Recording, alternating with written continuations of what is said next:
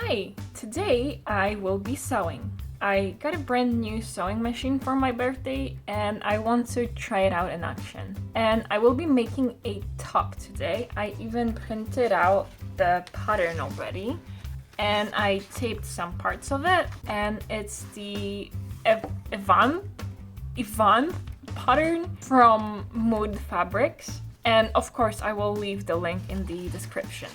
Thing is, I don't know how good the how-to on their page is, or like how step-by-step it is, and how much I will have to figure it out and fill in the gaps on my own. And I don't believe there are any videos showing how the top is made. And definitely not by the company, but I also tried to find some videos on YouTube and I couldn't find anything. But to be honest, the top doesn't look that difficult, so hopefully I will be able to make it with what I have. And the fabric that I will be using is this one. I like it because it's very, painterly and artistic. I don't know what kind of fabric it is, but it's on the thicker side when it comes to garment fabrics, so it should hold the ruffles nicely. So first, let's finish up with this pattern. I will stick all of it together and cut it out, and then we'll go from there.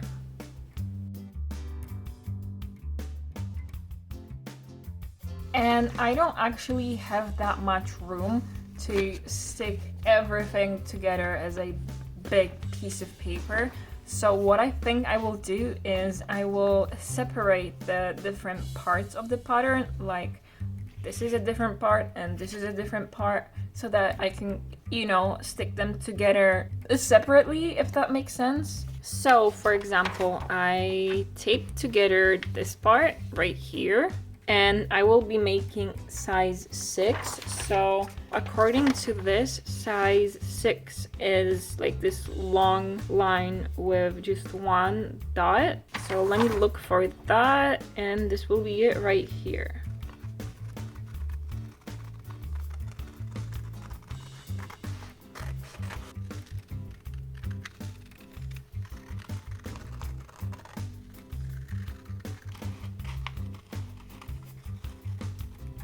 And voila, the back of the top is cut out.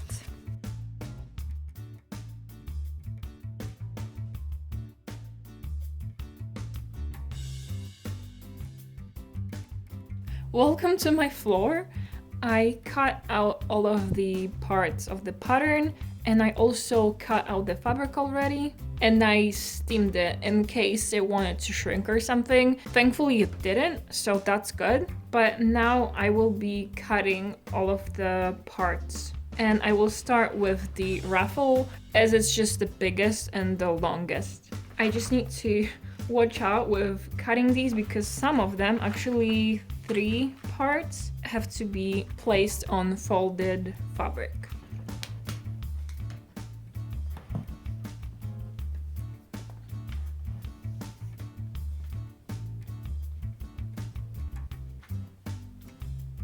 So the pattern says that the seam allowances are already included, and this white stripe here is exactly the width of the seam allowance, so I'm just gonna go a little bit lower than it, and then when I'm doing the allowance I'll just fold a little bit more because I don't want to cut it. Yeah, this much should be enough.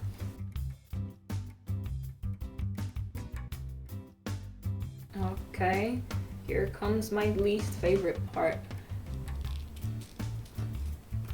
And I actually dislike cutting the fabric on a fold even more because I just feel like the fabric that's gonna be on the bottom will be just crooked.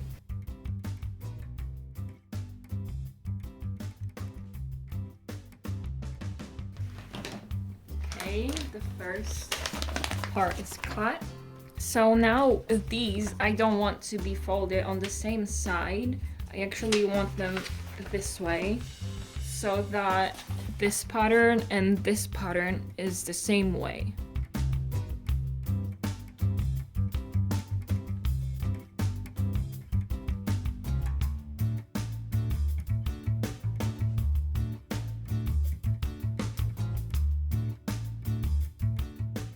So this next part I have to cut out 4 times. So I will measure it, and it is 2 inches and one thingy. So I will multiply that by 4 and then cut it out as one piece and then just cut that into 4.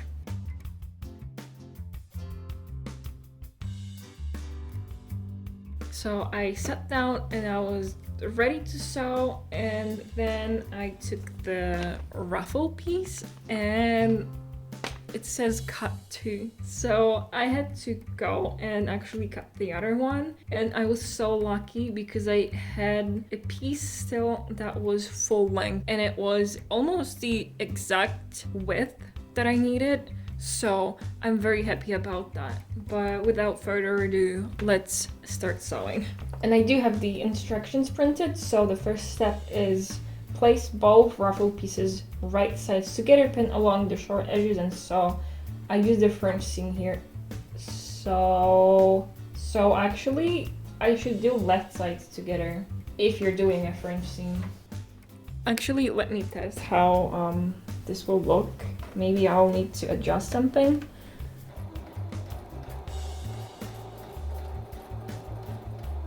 Okay, I don't know if you can tell, but I think this stitch length will be fine.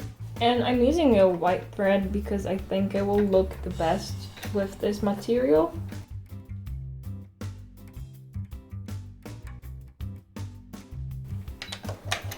Okay, and now the other side, and then I will flip it. Okay, I did both sides and I steamed it so that the seam is nice and flat. So now for the actual seam, now the fabric is both right sides together. French seams are so satisfying. Okay, so now we have a very long ring, and now it tells me to sew a row of basting stitches 1/4 inch from edge, and then another row from 1/2 inch from the edge. Okay, so I have to make this a lot longer.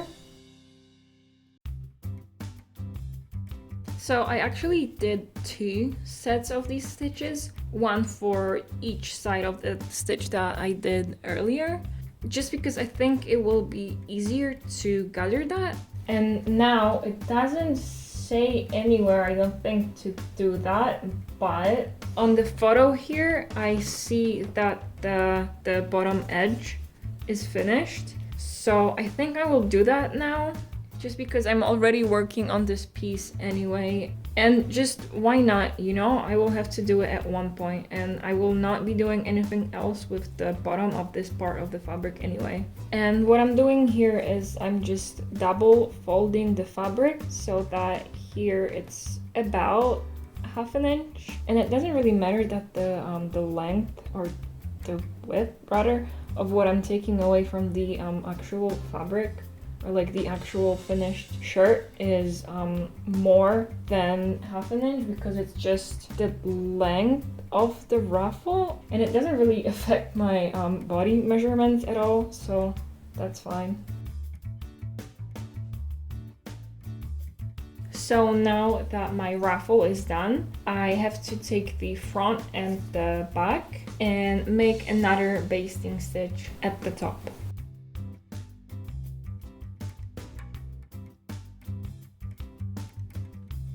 Okay, and now I'm gonna sew the side stitches together, again with a French stitch.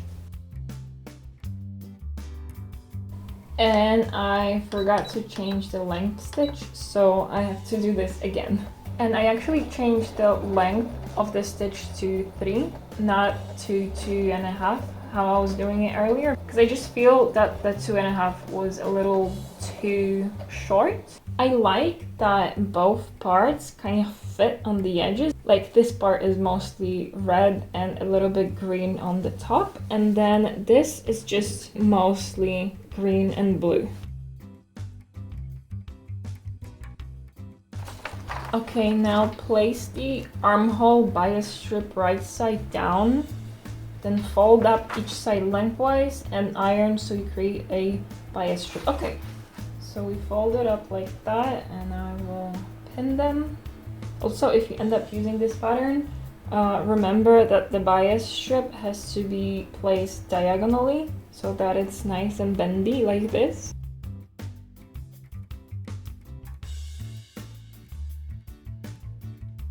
Two hours later.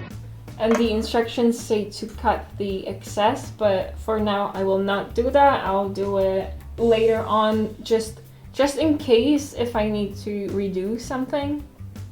Okay, turns out I do have to redo the bias tape because I reread the instructions and I was supposed to not fold it in half, fold each side inside. So like not in half, but both of those go inside.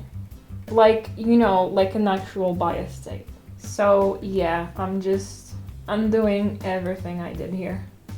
So now what I'm doing correctly is I fold this inside here to the middle, and then I take the opposite side and do the same.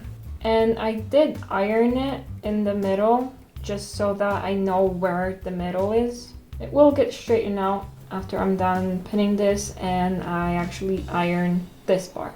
And look how nice it is now that it's properly made.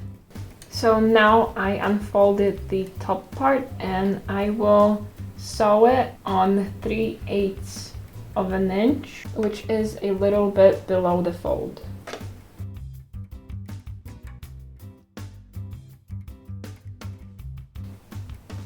Now I ironed it again so that it lays nicely, and now I will take this and fold the bias tape inside, and then I will just sew at the edge of the tape.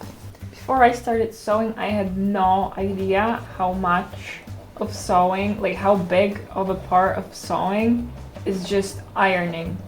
And it still surprises me how much you have to iron all the time. And now it looks much better. And now I will be working with the last part, which is these neckline casings. And first I have to do the same thing as with the bias tape, so I have to fold it up to the middle. Okay, so I finished the neckline casings, and now I have to take two and unfold them and place right sides together. And then I take the bodice. I know I didn't unfold them, but I can't really do that right now. I'll do it as I'm going. But I take this, and this has to be in between. So the bottom one has to be this way. Then there's this, and this on top like this. And I have these two little notches here that I made earlier. They're on both sides. And what I have to do now is gather this so it's the same length as the distance between these two notches. It's not a lot that I have to gather, but still. So to do that, I will take the two threads from the bottom and the same on the other side. I will pull them. And then you just have to even it out, so it's more or less, you know, the same amount of gathering through the whole length of the bodice. Okay, I think this is as best as I can do. I also think now I can cut the remaining bias tape, because I'm pretty sure this time I did it right. But now that this is the same length, I will actually pin it together. I'm gonna be honest, the worst part of this is the bias tapes. I think next time, I mean, not these obviously, because you can't buy this big bias tape, but next time I'm making something with bias tapes, I'll just buy it because you can't even see it. Unless, of course, it's a pattern where your bias tape is visible, then yes, it has to match. But here, it's all inside. This is how it looks, and now I will do the same thing with the back of the bodice. So now it says, with the right sides together, unfold the casing strips and sew the ends of the front and back. The shoulder piece should be a closed circle. But which are the casing strips? I have 4. Do they mean these? Let me pin them and see how it looks. So now I have it like this, okay? So this is the inside and this is the outside of the bodice. So it's supposed to go like that, like a tube. I don't know if I should do this short side. It's really confusing. Because if I'm sewing this like at the top right here, it would seem you have to continue even when there is no bodice, just 2 casings, right? And then continue and just make one whole circle like that. But then again, it would seem that I do have to close these short ones too, because how am I gonna connect that with no seam? I'm gonna be honest, the instructions were pretty clear up until this point, and now I'm just really confused and annoyed. Okay, let me restate what I will be doing right now because I know that was a lot of words, but I came to the conclusion that first I will take this whole tape and sew it from the beginning to the end. It wasn't stated anywhere in the pattern, but I noticed in one of the photos that they included that there was a stitch coming from the beginning of the tape. So that's where I will start, and then I'll see what the next step is. Honestly, they didn't even say anything about sewing this part. It was just to fit these 3 pieces together, which is really weird, and considering how many comments they got on that, they are confused and they don't know how to make this part exactly. You'd think they would change it, unless, because they did say that they will update the instructions. And this is the updated instruction?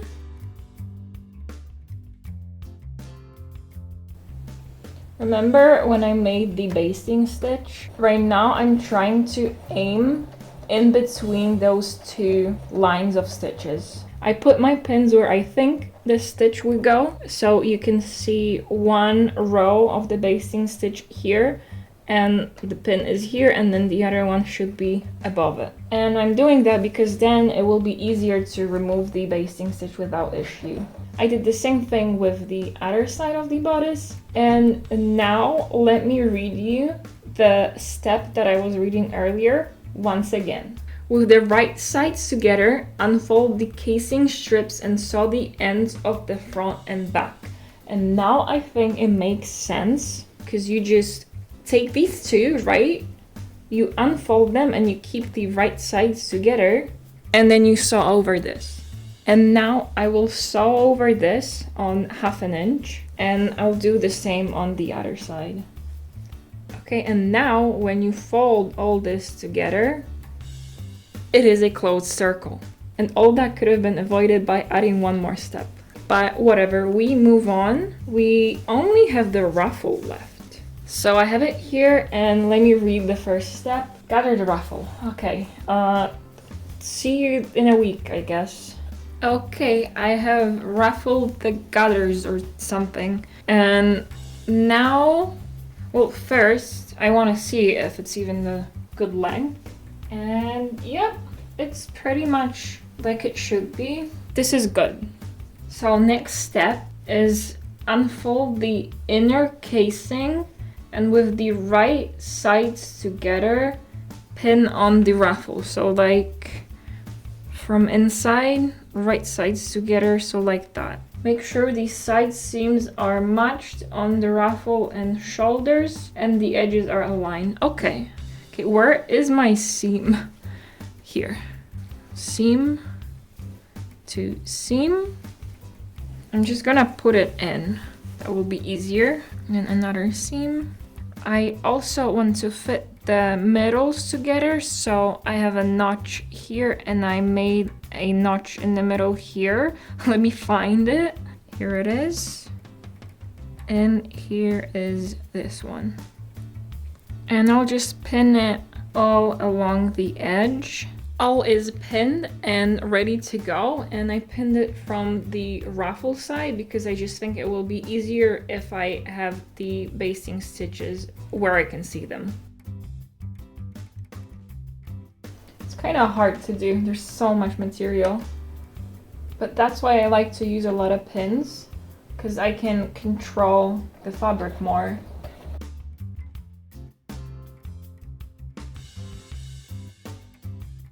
So I got rid of all the basting stitches, or at least those ones that would be visible. And now I have to flip it inside out. And now with the ruffle also inside out, I have to take the casing that was not sewn over yet and fold it over the ruffle. Just have to make sure that I don't catch the actual shirt part, and it's just the ruffle and the casing. So I pinned it, and this is the left side that I just showed you, and this is the right side, and I will be sewing on the right side because it said to stitch in the ditch, which basically just means that you have to stitch it really close to the seam. And in this case, it's the seam of the casing. And you do this so that the new seam that I will do now doesn't show. So here, as you can see on the other side, it's gonna be a little tiny seam allowance, and hopefully here you will not see it. There is a special foot for that, but I don't have it, so my regular one works just fine. I just have to be really cautious that I don't go too far either way. I think now that I'm almost done with this, I can talk a little bit about this sewing machine itself. And I do like it. I like it a lot, actually. It's much better than the one that I had previously. That one was just really basic and just old. It wasn't even computerized, and I really hate doing the backwards stitch. I don't know what it's called, but here I just press a button and it goes backwards. And in older machines, there's like a pedal right here that you have to hold, and I just don't like it because I'm used to using just a button. And I like that I have so many stitches. I probably won't use most of them at all because that's just how it is, but I like that I have them, you know, just in case I do use them. And it's also a quilting machine, so it has quilt specific stitches, and also it had a lot of quilt feet. I don't quilt, but some of the feet that were included with this machine are also just useful for other things. And I can make letters, which is really cool. I also forgot to mention that doing this, you're supposed to leave a little space so that you can put an elastic in. So I'll leave like a couple inches undone. I forgot to leave the room. But it's okay, I'll just undo a little bit here. And then when the elastic is in, I'll just finish it up. So this elastic is 3/4 of an inch wide, and how I determine how long it will be is I measured my shoulder circumference, and I will cut a little bit more just so that I can sew it together, you know. And now that I have the length that I need, I will put this cute little safety pin on it, and I'll put it in and just go around. And make sure I don't twist it. Now I'll just pin these two together, and I'll even it out all along the shirt, and then I will try it on. I'm very excited to do that. Okay, I did end up cutting a little bit off, but oh my god, it looks so cute. And now I will make a seam, kind of like an envelope. So I'll make a rectangle and then diagonals.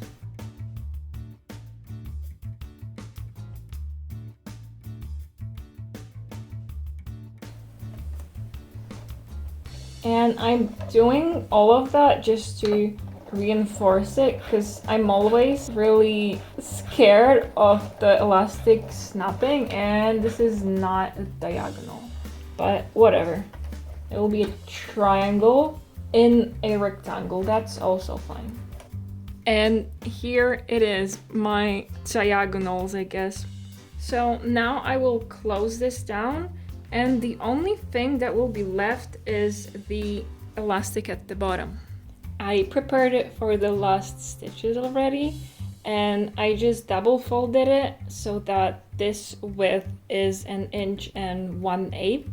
And so now I will just make a stitch all around it and try to remember to leave a little bit of room to put the elastic in.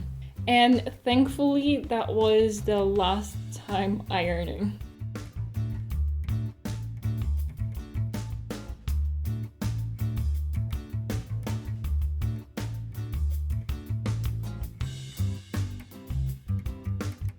This time I managed to make an okay X.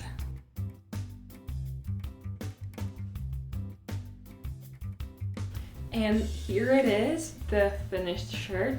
I'm very happy with how it came out. It fits perfectly. The only thing that maybe I would change is the length. I do wish it was a tiny bit longer, but that's okay. I do intend on making a matching skirt or pants, so I would make them, you know, high-waisted. But other than that, I think it's great.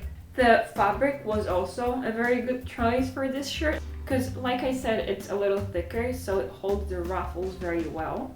But yeah, that will be it for today. Thank you so much for watching, and I hope you enjoyed it. And I will see you in the next one. Bye!